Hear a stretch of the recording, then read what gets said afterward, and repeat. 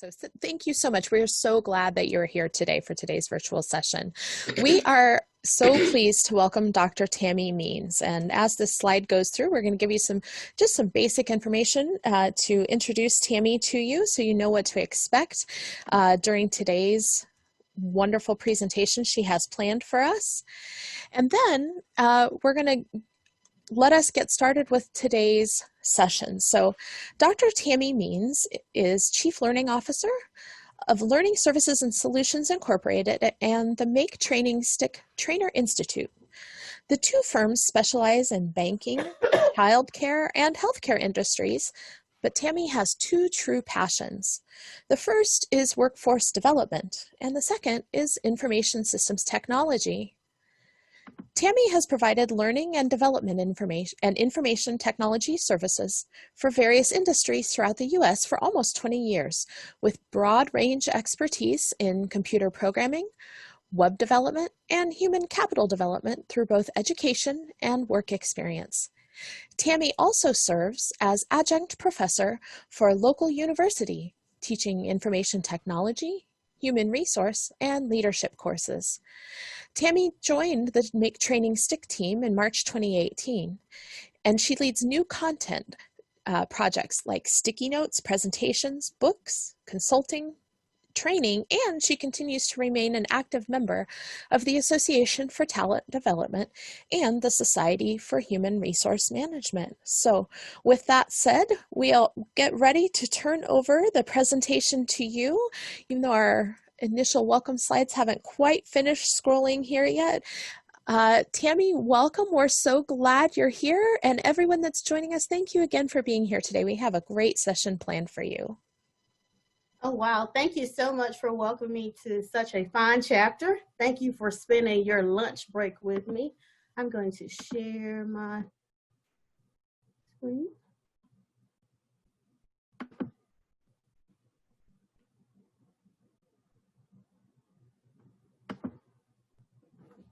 Okay, so does everyone see my my screen that says staying on the path to making training stick? Just want to make sure before we get started. Looks great. Looks great. Okay. So thank you again for spending your lunch break with me. I am Tammy Means, and today we're going to be talking about how do you make your training stick? How do we stay on that path? We know that this is not a new concept, and the reason why individuals like reason why we know this is not a new concept, we have individuals like Dr. Barbara Carnes, who also sends her greetings to you today from Denver, Colorado. She is a pioneer in making training stick with doing over 30 years research, producing books, attending ATD conferences. So now I'm kind of carrying the torch for her and carrying this sticky concepts and bringing it to you today. So what we're going to cover today is her original training transfer process model. We won't cover the technology transfer model, but we will talk about some techniques to integrate into your training, easy techniques that you can implement into your training to increase learner transfer. So why is this topic still important today? So back when Dr. Barbara Carnes started researching this topic, we found that 37% of learning was applied when an individual attended a learning event.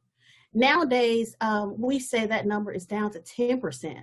So we're literally saying that learners are only taking back and applying 10% of what we're educating them on. That's not a good number. So if you could ask yourself, have your employees ever failed in transferring lessons into real work? I'm sure they have, which is why we're here today.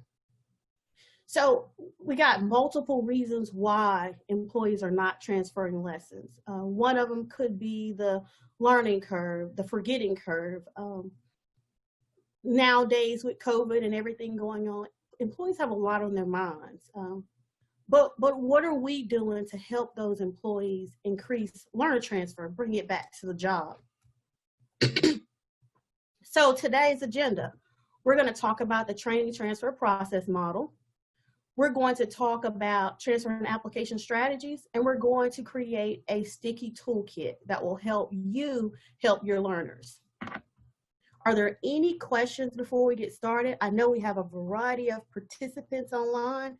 This is a very informal session. Should you have any questions, feel free to just type those in the chat box, and myself and Angie will be watching, along with Patty, will be watching the chat box just in case you have any questions. And I'll give you a second if you have any questions. Okay, so the first question I have for you is, are your objectives sticky? And what I mean by that is, when you're creating objectives for your training, or if your trainers are creating objectives, do they include performance criteria, conditions within those objectives? So for example, I have my sticky objective number 1. Don't worry about reading this training transfer process diagram that you see on the screen. Angie has already sent that to you in the chat box. She sent you that file. So our first objective is to apply the training transfer process model to your employee training. Why? To increase effective transfer in learning and development initiatives. So we're going beyond simple instructional objectives, and we've applied an action to our objective. And that's what I'm calling a sticky objective.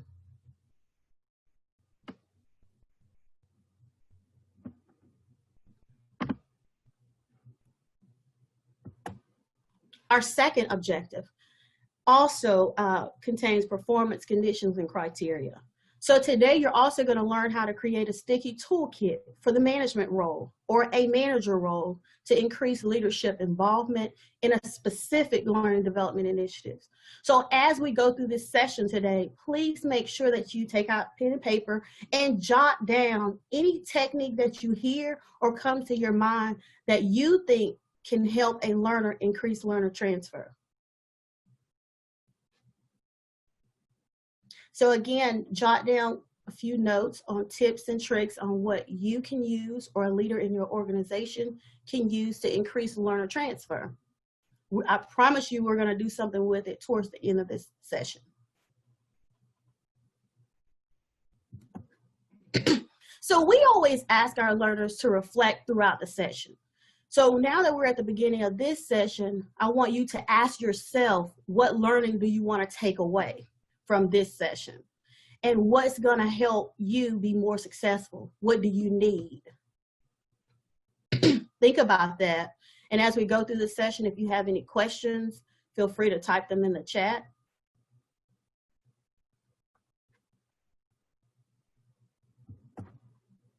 So that training transfer process model, already sent to you via chat. Thank you, Angie. So let's break this down a little bit. So when Barbara Carnes originally created this training transfer process model, she considered the 3 critical roles in the learner transfer process. That is the learner role, the role of the facilitator, and the role of the leader or manager.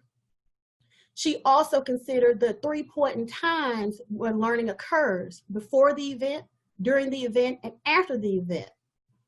And so in this model, it's broken down from learner characteristics, training design, and the environmental support before and after the learning event.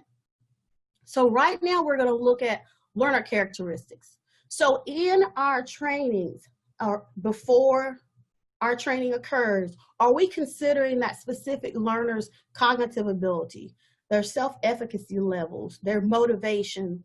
Are we setting positive expectations? Is that learner open to a new experience? Do they know why they're actually taking that specific learning event? Is the learner an extrovert?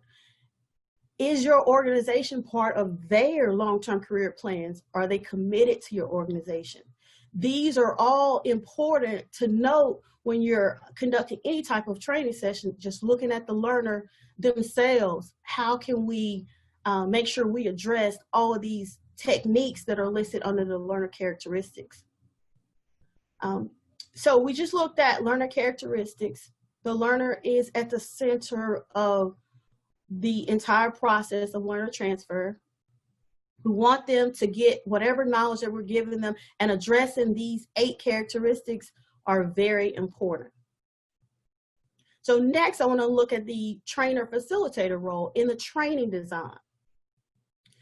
When the trainer facilitator is creating content, are they using sticky objectives? Is the content relevant? And what is it relevant to? In the training design, have we as a trainers explained the why that the learner is actually learning this content? Is there any behavior modeling? Are there any error-based examples that we need to show real life people actually performing the job, making mistakes? And also the trainer being able to give the individual some feedback, relevant feedback. So the trainer facilitator role is also a critical role. Now, last but not least, I want to talk about the environment support, leadership's role in learner transfer. So it's up to leadership to communicate that strategic link, but they communicate that strategic link to the trainer so that the trainer can implement it in the training design, but also communicate that to the participant. We want to make sure that these individuals have support from their direct supervisor. Is accountability tied in? Do they have peer support? Who's a role model person within the organization that we can pair them with? And we want to make sure we give them ongoing feedback when they have the opportunity to perform and practice the content that they're learning. So our ultimate goal is for our learner, our facilitator, and our leader to take on these critical roles before, during, and after, consider the techniques that we're looking at, but also seeing that the ultimate goal is to apply the information that's learned to the job.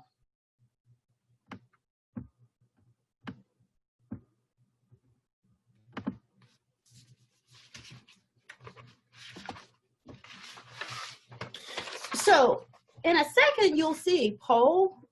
I want to ask you, which role do you think is more important? The learner role, the facilitator role, or the role of leadership? Which role is more important in the learner transfer process? Give you a couple seconds.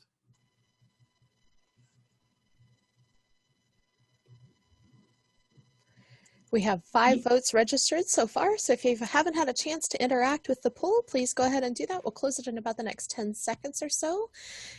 Welcome. The poll is closed.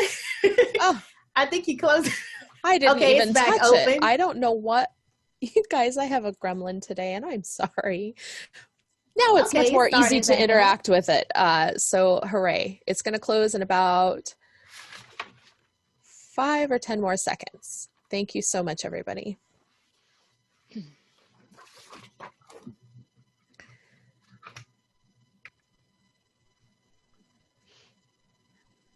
All right, we haven't received any new responses in a little bit, so we'll go ahead and end the polling and share the results with you so you can see what attendees responded. So the most critical role in the learner transfer process is the manager role. Why is that? It is because, and I'm backing this up with research, it is because of research that Mary Broad and John Newstrom did back in the 1990s, where they talked about most powerful time role combinations, where the first point of contact should be the leader. The leader established the momentum for that training event. The leader established a relationship with the trainer, and then they therefore communicate the importance and value of the learning event. And then the trainer goes back and reinforces those concepts through the learning event, practice sessions, and so on. So the manager is the most critical role, forming that partnership with the trainer and also communicating with the learner themselves. And then you have the trainer who also takes in that information that's needed in order to give proper feedback, in order to create a proper training design, one that mimics the participant's work environment. And so there's no way for us to accomplish these things without the role of leadership.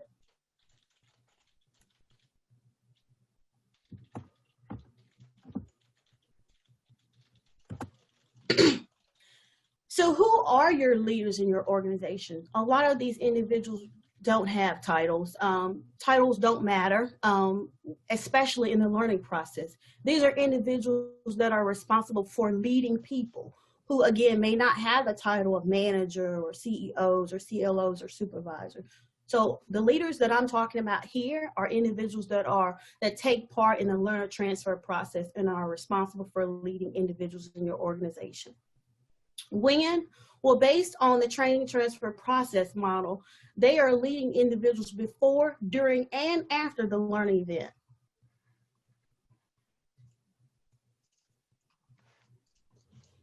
So our goal here is we want leaders who are consistently and powerfully leading individuals throughout the learning process. So what are you doing? I want you to utilize the chat and tell me what you're doing to increase learner transfer before the learning event, or what are folks doing in your organization?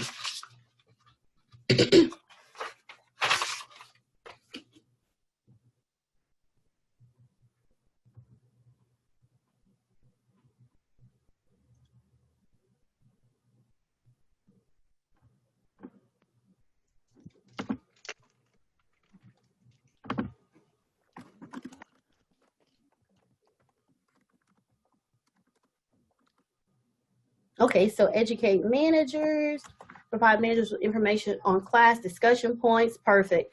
Send detailed description of the courses, expected outcomes, that's perfect, Joe. Direct conversations with learners to set expectations and share how they will be supported before, during, and after.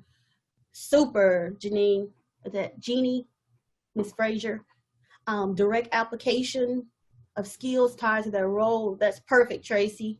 And then John says, ensuring we participate in the curriculum development and potential training methods to make sure people have hands-on experience. Ditto. And Lori says, encouraging participants to start the conversation after the event if the manager is not initiating it, like we asked them to. So that's correct. So in the perfect environment, everyone is involved fully. Everyone's fully engaged, the learner, the manager, and the trainer, but that's not always the case. So Lori has taken it a different step and asking the participants to initiate the conversation. Now that is thebomb.com. Okay, so what can we do before? I will tell you this. I'm going to show you several different topics and different techniques that you can use. A lot of these items I am going to email you after this session. It just kind of was too much to show on the screen. So I'll go on. So what can our leaders do before a learning session? They can do a pre-briefing where they can hold a meeting with their participants, address the learner specific concerns,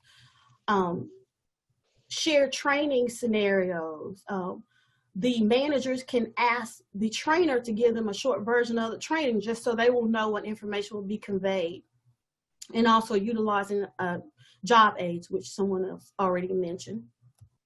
So we're going to go a little more in depth into these. So asking the trainer to give you a shorter version of the training as the manager, this gets the manager involved. It doesn't require the manager to attend any longer training than necessary. It can be done in person, recorded video, pre-recorded video. It can be some type of online education. Trainers can share their training outline. They can provide, demonstrate, evaluate, all within this kind of condensed training session, just so that leadership is on board with what is being conveyed to the employees.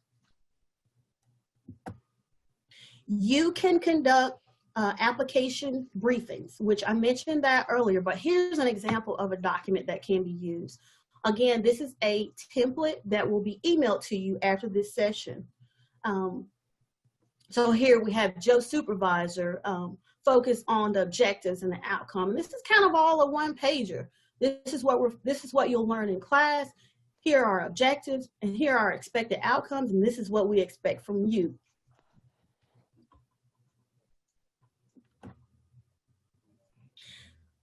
Learner characteristics, how do we address those? How do we address self-efficacy, motivation, whether the individual is an extrovert? We can address those through some type of pre-assessment, also doing a brief action plan. Some of your organizations already have tools that you've created to test cognitive ability, personality, career goals, organization commitment. But these are some ones over to the right of this section I found that are free and short. So if you work for an organization that has not created their own, these are some free and short mini assessments that you can use on employees. And again, you're going to get this PowerPoint presentation too. So you don't have to worry about taking a picture of this particular chart or memorizing any of the content. So a good idea is to do a brief assessment of the learner characteristic that you deem important for the upcoming training session. You could also do a sample introductory email to the learner, CCing their immediate supervisor. Now, what's going to be in that email? Key learning points. How can the learning be applied to the job? What are the benefits? If there's a pre-test, you can include it in that email. Set the intentions. Be positive. Be the cheerleader for that learning program that you're pushing. We want to get the learners pumped up before they attend your session. We want to make sure that they know that their goal is attainable. Even if there's an individual that has taken your learning session and applied it to their job, can you show videos of best case scenarios where that learner can see themselves in that seat and actually progressing and using that content?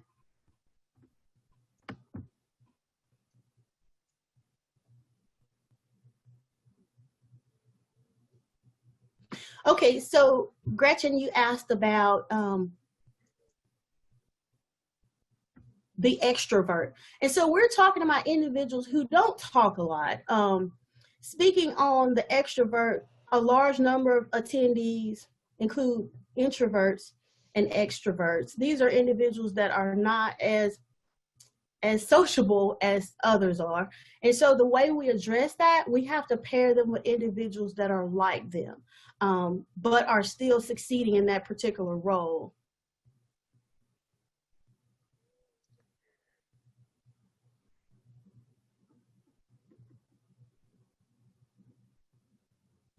Oh, are you asking me to speak on introverts?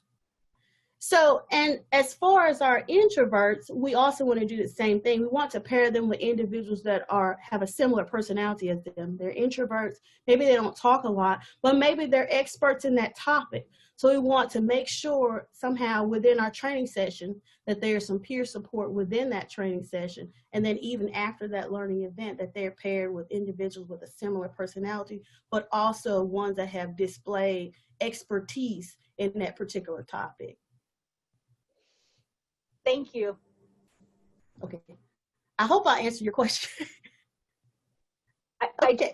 Honestly, I found it curious and wanted to know, one, how you would assess extroverts beforehand versus the introverts or ambiverts, and what you did with the information. So you answered that, so thank you. You're welcome. So we also, during your learning session, so even though this is not on Barbara's model, there's still a role that leadership plays during the learner session, where we want to ask leaders, don't bother the employees during the learning session. Perhaps someone else to do their role. Get the trainer ready to give good feedback and give the trainer show, do examples. A lot of you all take on the trainer and the chief learning officer role. So you have the trainer role and you have the CEO role or a similar leadership role. So you're kind of playing both roles here. So as the leader, we want to make sure that during the sessions, no one bothers our learner, and we as a trainer, we're ready to give good feedback. We know enough about the topic that we're conveying, and we also have real live examples of what the work environment should look like when the employee is performing well in that particular area. Our training design. We cannot complete a good training design without the help of leadership. We're going to get our case studies and build case studies and stories, area-based examples from our leaders. or the leaders within that organization if you're a consultant. So I want to ask you, when you're in organizations or you're performing work within an organization and you have a particular topic that you have to train learners on, what is the most will happen if those learners not apply the knowledge that you're trying to give them? So just think about one particular organization that you're working with or your particular organization. If learners don't apply what they're learning, what is the most will happen?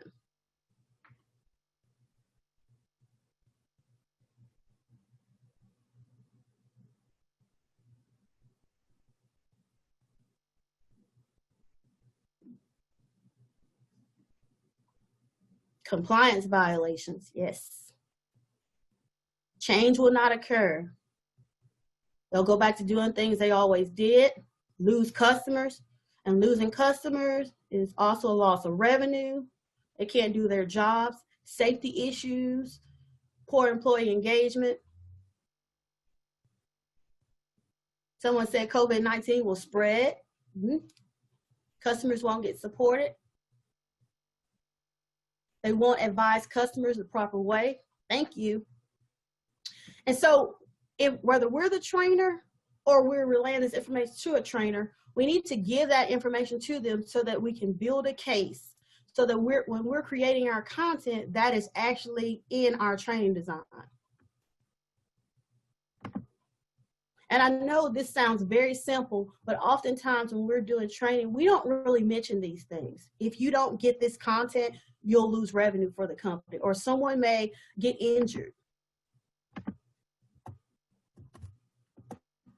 Okay, so when we are doing our training design, we want to show real life examples of the work and people doing the work. We show them what to do, how to do it, and how not to do it, and what not to do. And so that's going to take a real life conversation with leaderships or individuals that are actually doing the job to get these pictures.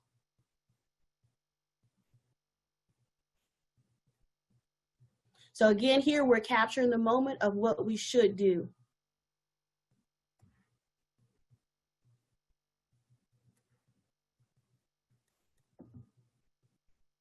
So we want to convey what's the right and wrong way of doing things.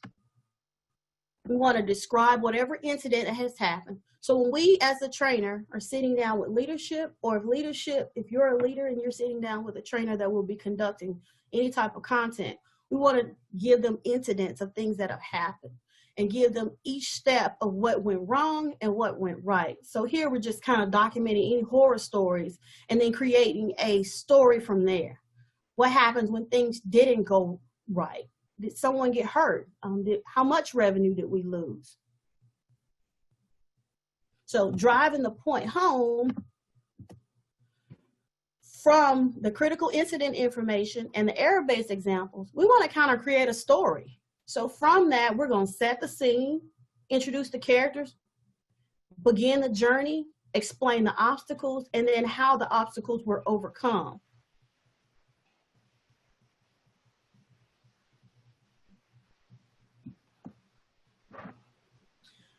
Our strategy link.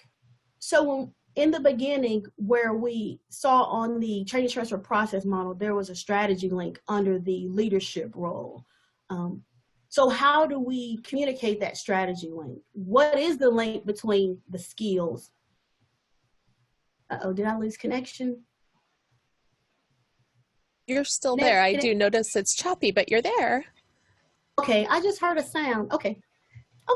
So how do we communicate this strategy link? How are we communicating the skills that our employees need to have? What's the strategy? What's the mission? What's the objectives?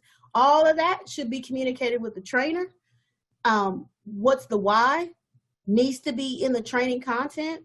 What are the links? And as a trainer, we don't know the links. We need to ask. We need to do our due diligence to ask, and management needs to do their due diligence to tell us.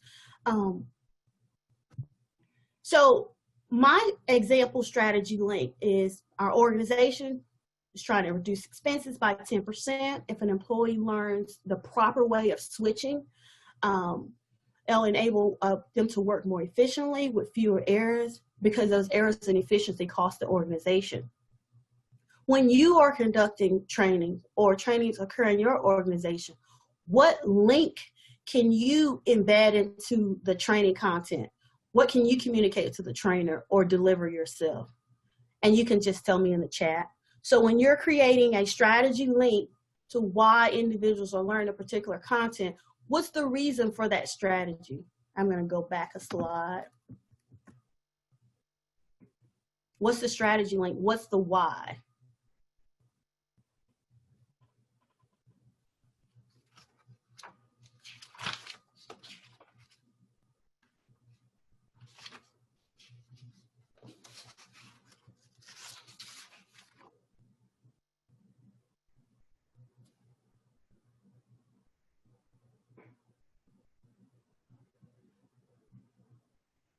Now, one thing that could help is if you think about when we were building the case, that was kind of our reason why we were building the case. What's the worst could happen if our learners don't actually use what they've learned?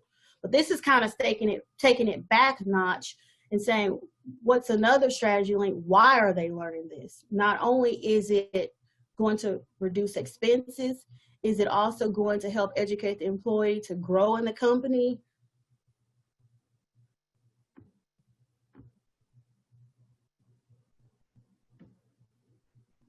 To provide a better experience for our customer, that's correct.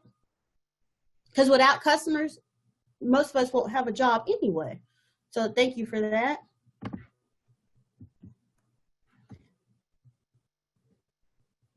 Now, what are we doing afterwards? What are some specific things we can do after the learning event? Well, someone shared with me earlier about meeting with the employee and the particular participant initiating the conversation if the leader doesn't. And I thought that was just perfect, on point. I have a few more I want to share with you.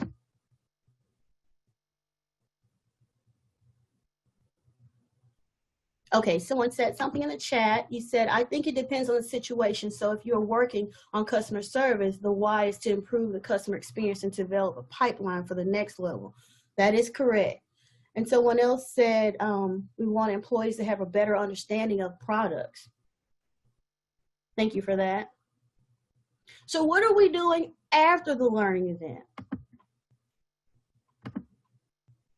Well, we could do a post briefing. We could meet with those employees and the trainer and the manager. So in that briefing, we could have the leader with the participant, and it could also include the trainer. It could include some type of post assessment, an action plan, practice assignments, setting the expectations, and putting in accountability. What are our expectations? What are we expecting out of the learner?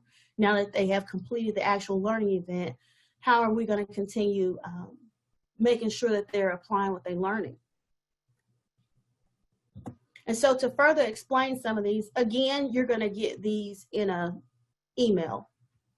But we encourage maybe coaching contract, maybe peer support, but not only saying, Tammy, you're going to be paired with Angie, but putting it on a goal card or a buddy card or action plan saying, Tammy, you're taking this training on this date. Here are the objectives. You will be paired with Angie. Angie will help you do X, Y, Z. And so this is kind of all a plan to implement accountability too, so that we're all on the same page and we understand where we're going with the learning. And hopefully that helps transfer to the job.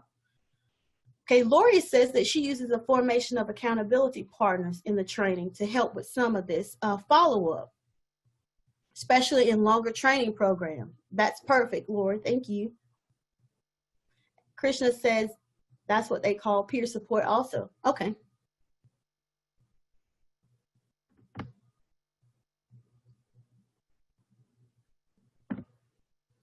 So here over to the right, we had a learning contract, and I'll just tell you what it says. It's got the objectives listed. It says that, the participant agrees to perform X, Y, Z, and it defines who the supporter is, and it has individuals online for them to sign. There's the commitment and there's the accountability. So here's kind of an example of a little detailed action plan, not as detailed as it could be, but this is kind of a good start. We can have the trainee start the action plan, have the trainer provide suggestions while they're in the training session on this particular action plan, so that when the employee meets with manager in their post-briefing, the manager's role here is to kind of provide support and help refine any information that might need clarity, and this helps in our accountability. Now, Krishna says that they sometimes offer a coaching course specific to help that employee learn. Thank you all for sharing.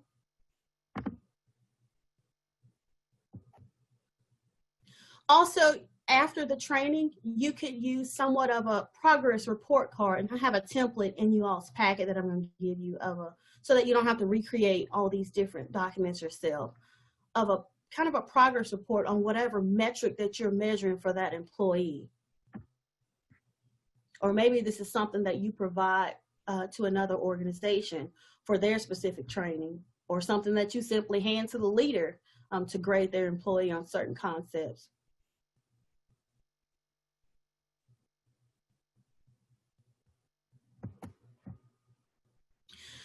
In that post-briefing meeting, we also talked about laying out the outcomes, but you also should create a plan. What happens next? What happens after this? You know, what do you as the manager expect the employee to do? And what does the trainer expect after the training session?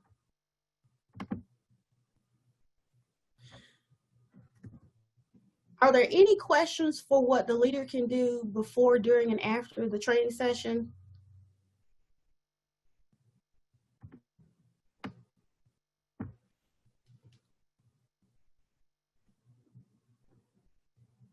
Okay, so someone asked, are these peer programs, coaching courses, programs you found, or ones developed by your trainers? Are you speaking of the templates?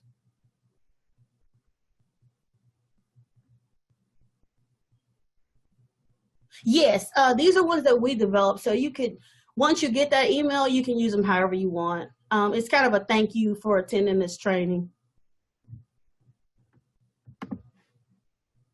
So they will come in a Word document also, so you're free to modify them however you see fit.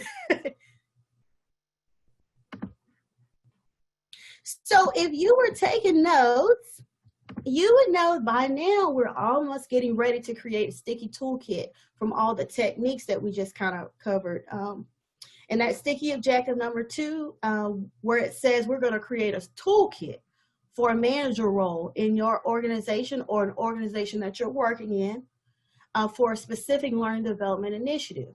Now, what's in your toolkit? I don't know. Whatever it is, it's going to fit whatever organization that you're servicing.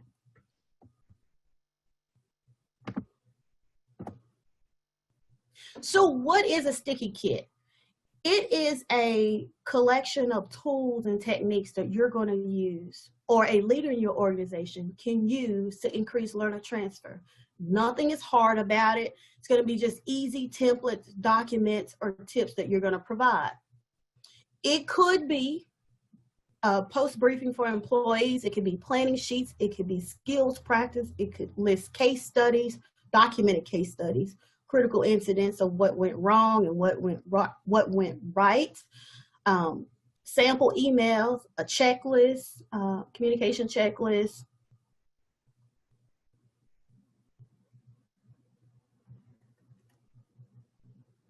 And I'm leaving this slide here because in a minute we're going to create a sticky kit for a leadership role in our organization. There's no right or wrong way to do this exercise. We focus on the leadership role because that is the most critical role in the learner transfer process. So maybe you're creating this for yourself or someone in your organization, but just go ahead and think about who that person is right now, or that specific role is. Now, I have one example here of what I have in Bank Branch Manager sticky kit. The tellers, loan officers, and branch supervisors all answer to this particular branch manager. And so what we put in this particular kit was key points, a contact tracking sheet, ways to not interrupt the learner, feedback on the job checklist, a brief sample of learning. So why did we create this? We created this, especially if we're looking at the teller role, we have to follow this checklist because money could literally go out the door. So that's why we created this sticky toolkit for the branch manager. You all have a file that was sent to you by Angie on possible tips and tricks to use so that you all are not having to remember everything that I went over. But that document is called Possible Items That Can Go in a Sticky Kit. So I want you to take the next 8 minutes and create that manager sticky kit. You all are going to go into a breakout room for 8 minutes and create a sticky kit for a management or leader role. You're going to utilize peer support and also the document that was sent to you by Angie, the training transfer process diagram, or anything that we've covered today in this session, or anything you've thought of.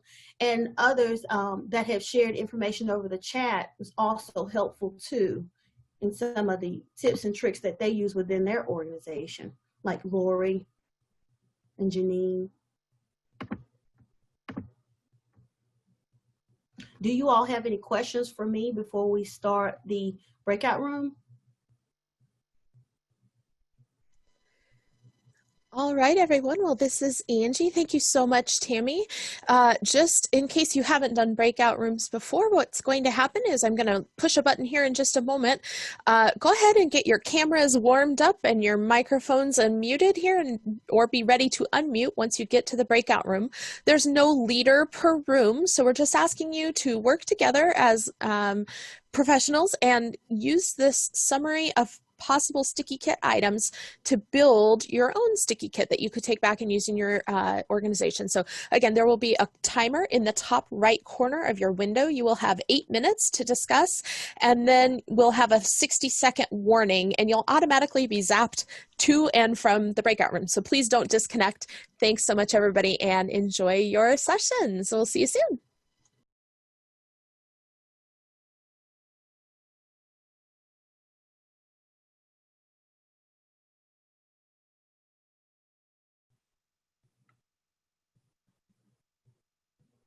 Great discussion. See how peer support is really important.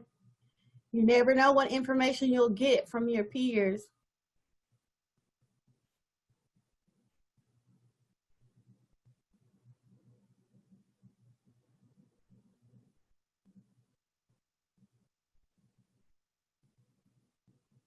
Oh, wow. Okay. So Krishna says they talked a lot about making time for this part and being consistent with using the tools. Now I have to ask you this. Every time I go into a breakout room, there's always the first question. Okay, what are we supposed to do? Did any of you all experience that?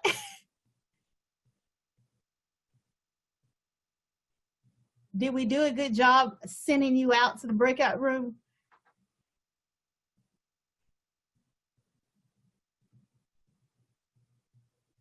Okay. Just making sure. So I want you to share what you came up with in your breakout room. You can do it over chat, because we're actually going to clean up the chat and share this information with you. Oh, sorry, Heather, you couldn't get unmuted. Okay. Did anyone else come up with anything in your role? What type of sticky kit did you create? Who did you create it for? What's in your sticky kit?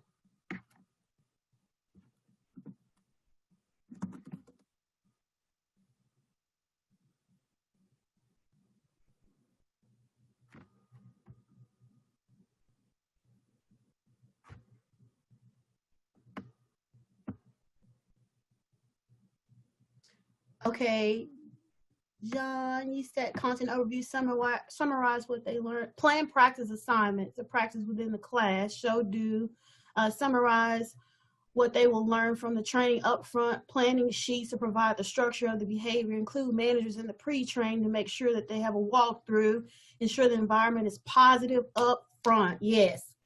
Okay, Kate says that we talked about creating different sticky kits for the different positions in the department within the company. Yep. So John was the brainstormer and the scribe. Yep. Thank you, John. But these are all really good. Anyone else? So you can see where this sticky kit can be created for multiple roles or multiple manager types or multiple trainers. Not anything hard to develop, but just kind of a useful tool so that no one feels like, oh, I have to create this other document to implement this certain concept. When no, you don't. It's all here. And like I told you all earlier, you're going to get an email. In that email, you'll have this PowerPoint presentation. You'll have the templates that were on the screen, kind of small, a lot of those templates. And you'll also have a couple handouts in that email.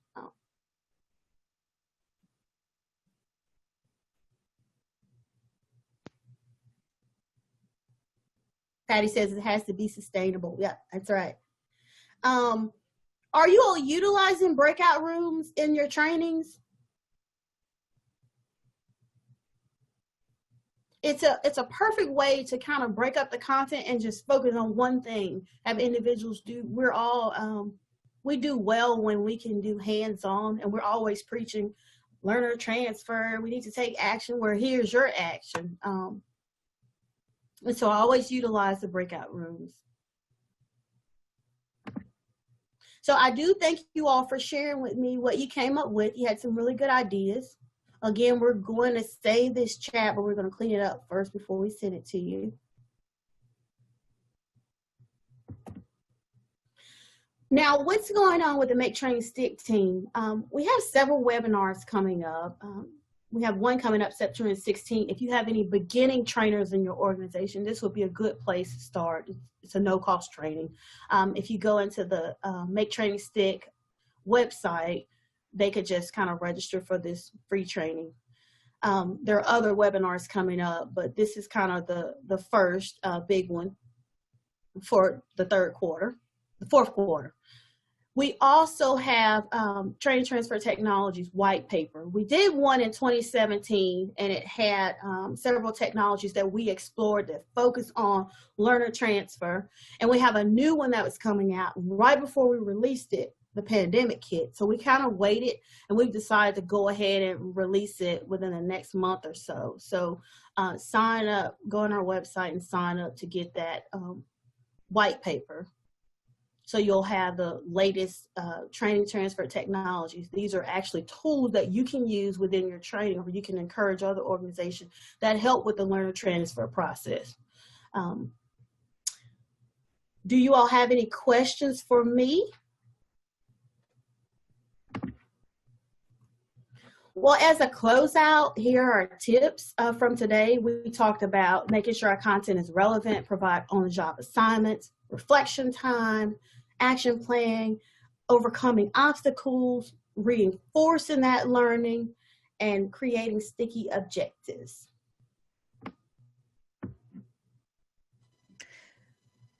Wonderful. Tammy, thank you so much. Here we are at the top of the hour. We can't thank you enough on behalf of ATD Nebraska and all of our membership. Thank you so much, Dr. Tammy Means, and all of you attendees who joined us today. We will send out a follow-up email in the next day or two with those files that were mentioned. And with that, we sign off and wish you the best for the rest of the day. We'll stick around if anybody has some last-minute questions for a couple minutes. Otherwise, thanks again, and we'll see you again soon, we hope. Bye-bye.